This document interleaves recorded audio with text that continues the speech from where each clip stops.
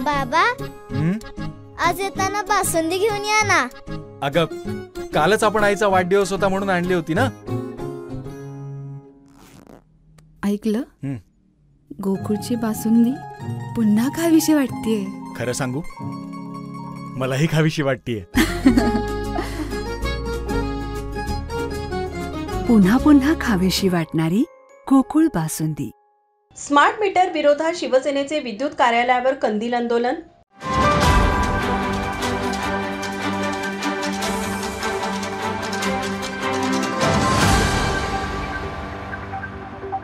महाराष्ट्र शासन घरगुती वीज ग्राहकांना अदानी एनर्जी सोल्युशन या कंपनीकडून स्मार्ट मीटर व प्रीपेड मीटर स्मार्ट बसवण्यात येत आहे. या स्मार्ट मीटर विरोधात आज शिवसेना उद्धव बाळासाहेब ठाकरे गटाच्या वतीने विद्युत वितरण कार्यालयावर कंदील मोर्चा काढण्यात आला. यावेळी शासनाच्या विरोधात जोरदार घोषणाबाजी करण्यात आली.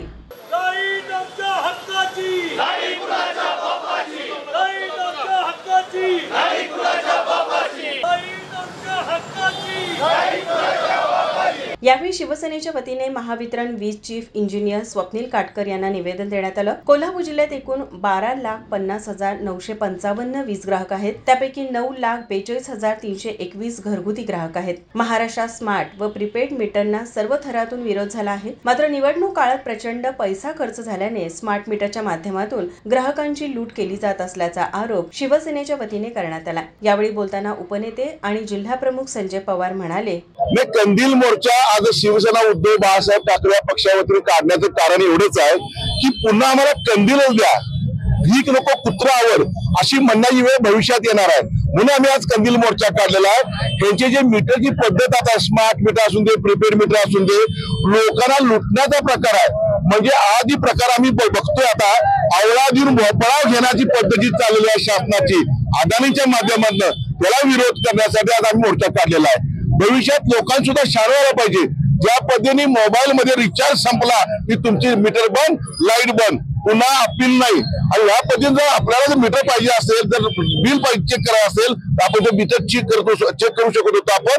परंतु त्यांच्याकडे एकदा मीटर गेल्यानंतर त्यांनी 50 युनिट वाढवले, 100 युनिट वाढवले, आपल्याला कळणार नाही. त्यामुळे या अशा मीटरमुळे महाराष्ट्रातील जनतेची लूट होणार आहे. ती लूट थांबवण्यासाठी आम्ही आज मोर्चा काढलेला आहे. त्याचबरोबर कोल्हापूरला विचार केला तर जवळजवळ 22 वर्ष काम करणारे 4,000 लोक आहेत. त्यांचं कुटुंब बघितलं तर 4x5 जर केलं तर तुम्हाला तो एवढ्या लोकांचे 20,000 लोक बेरोजगार झाले. महाराष्ट्रात लाख लोक बेरोजगार होणार आहेत.